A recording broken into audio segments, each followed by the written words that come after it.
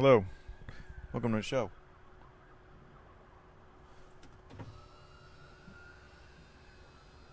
Man, I guess this is my way to vent.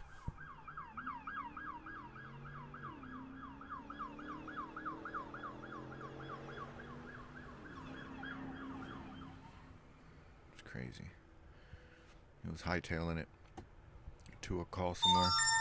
Whoa, this one is this one is about millennials. Is that what they're called? Millennials? No, millennials are people. I just had to Google it because I didn't know something about born from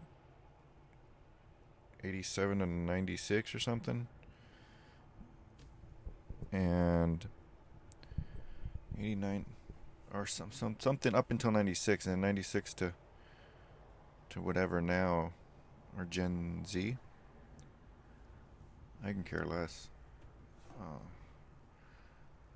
what I mean, how whoever like is defining that. I don't know how they have time to do that. Maybe because they're mad. Maybe they're upset with them. The people that are born after that certain specific time frame. I don't know. But yeah, Gen Z drivers. What are they entitled? Do they drive entitled? That's a beautiful thing about driving. There's like zero emotion. You can't have emotions when you're driving. I mean, the only emotion that you should try to focus on is um, being being happy, content, and then turning everything else into a fascination. My driver manager asked me, how do I handle it, or how do I deal with it? You know, and it's simply that, turning a frustration into a fascination. So becoming frustrated when someone cuts you off, it's it's a bad move, and it's not healthy. Not a healthy action to become frustrated and upset. Um, I haven't read or heard anything, but I don't know why I want to say it, but um, yeah, being an angry person sucks. Um, and it is true. Giving a being a generous person is better. Being generous, grateful, thankful, living along those lines. It's like a nicer life, I guess. But anyway, yeah. So Gen Z, I think I found. I think I one. I ran around. I ran across. I think two already. I haven't been looking for them, but I'm like, how would these guys drive? How would these ladies and gentlemen drive on the roads and on the highways? And one of them, I think he was making a U-turn, and um, he was doing a U-turn, and I was exiting a gas station, and I was making a right. He was with, I don't know if it was his sister's girlfriend or whoever, but he was doing his U-turn, and I proceeded to go, and I I I was wrong. I started to go. I should have waited, and I wasn't upset or mad or anything.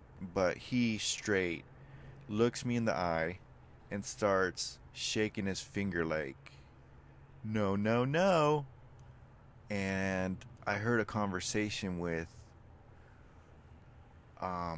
so it must have been one of them, because I heard a conversation of someone serving a Starbucks, was really young, and he was talking to his wife, and he said it to his wife. He said, "Yeah, that's one for me, one for my wife."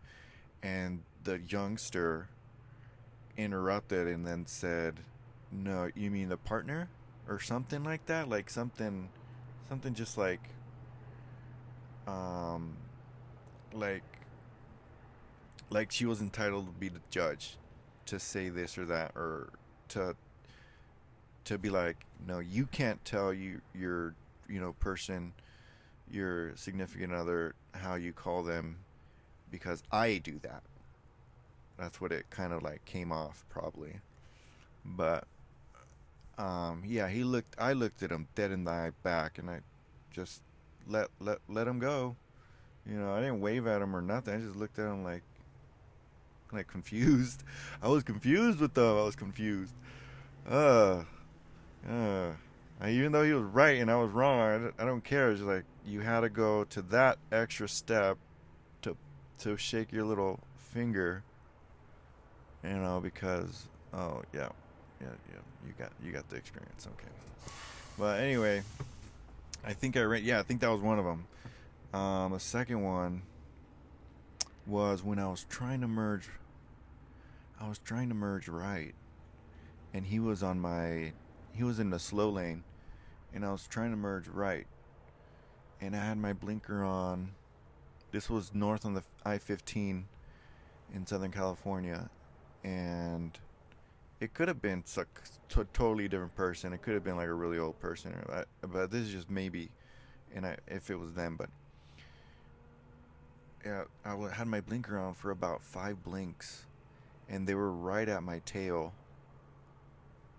and then I think another 3 blinks went by, and they didn't speed up or anything. Maybe 1 or 2 blinks, and then they hit their high beams, which confuses drivers because it might be like, oh, come over, you're welcome to come over.